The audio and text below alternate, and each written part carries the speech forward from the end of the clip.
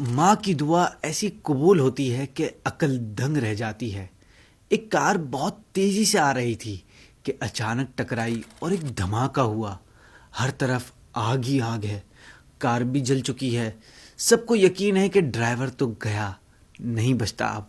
مگر یہ کیا، ڈرائیور تو صحیح سلامت چلتا ہوا آ رہا ہے۔ لوگ اس کی طرف دوڑے اور اس سے پوچھا، ایسا کیا کام کیا بھائی جس پر تمہیں یقین ہو کہ اس کی وجہ سے تم بچے ہو؟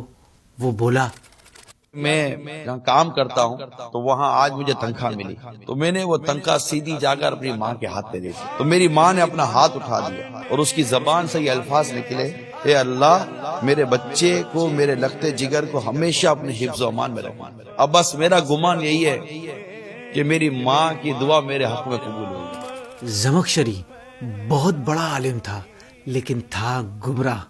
ایک دن اس نے چڑیا کی ٹانگ توڑ دی۔ اس پر اس کی ماں نے اس کو بددعا دی، وہ بھی ایک حادثے میں لنگڑا ہو گیا۔ ماں کی دعا بڑا اثر رکھتی ہے، وہیں اس کی بددعا بھی بڑی خطرناک ہے۔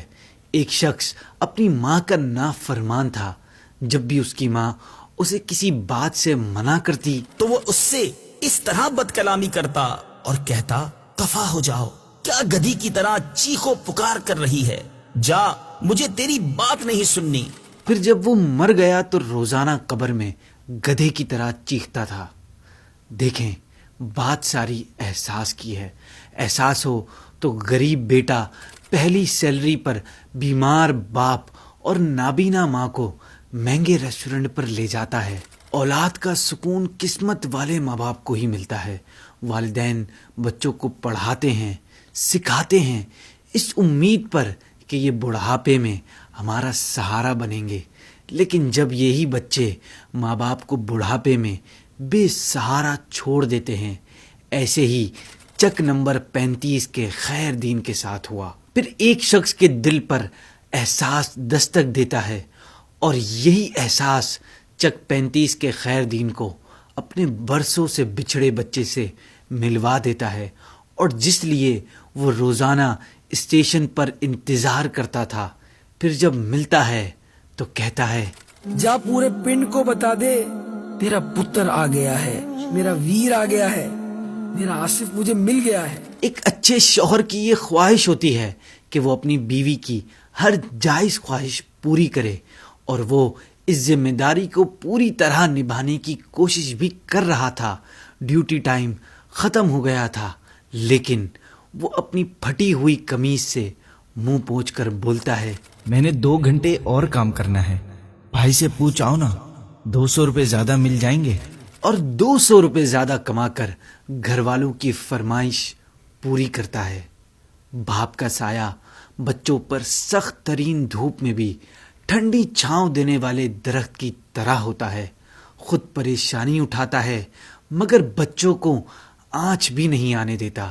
باپ زخمی حالت میں ہے لیکن بچوں کی بھوک کی فکر ابھی بھی اس کو بے چین کر رہی ہے، اور یہ کہتا ہے، یہاں سے گھر کے لیے کھانا خریدنا ہے، دراصل گھر والوں کی طبیعت ٹھیک نہیں ہے، بچے ابھی تک بھوکے ہوں گے۔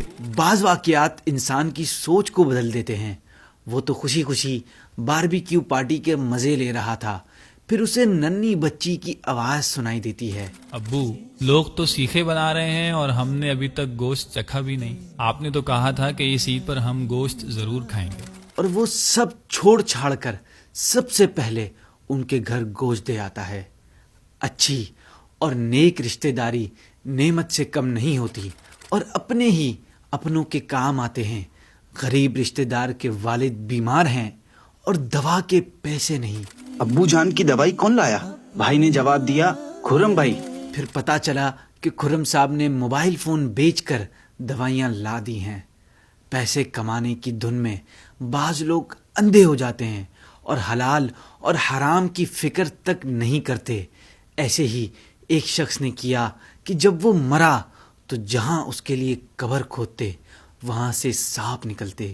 حضرت سیدنا عبداللہ ابن عباس رضی اللہ تعالی عنہما کی خدمت میں یہ لوگ اس گمبھیر مسئلے کے حل کے لیے حاضر ہوئے۔ عبداللہ ابن عباس رضی اللہ تعالی عنہما نے فرمایا، یہ اس کی خیانت کی سزا ہے، اسے ان دونوں میں سے کسی ایک قبر میں دفن کر دو. خدا کی قسم اگر اس دنیا کی ساری زمین بھی کھود ڈالو گے تب بھی ہر جگہ یہی صورتحال ہوگی. ہر کسی کی کوئی نہ کوئی فیوریٹ ڈش ہوتی ہے. مجھے فش پسند ہے. ایک صاحب کو انگور پسند تھے. انگور کی وجہ سے اللہ نے ان کی توجہ آخرت کی تیاری کی طرف کر دی. وہ ایسے کہ ایک صاحب نے انگور لے کر گھر بھجوا دیے. جب کھانا کھانے پہنچے تو انگور غائب تھے.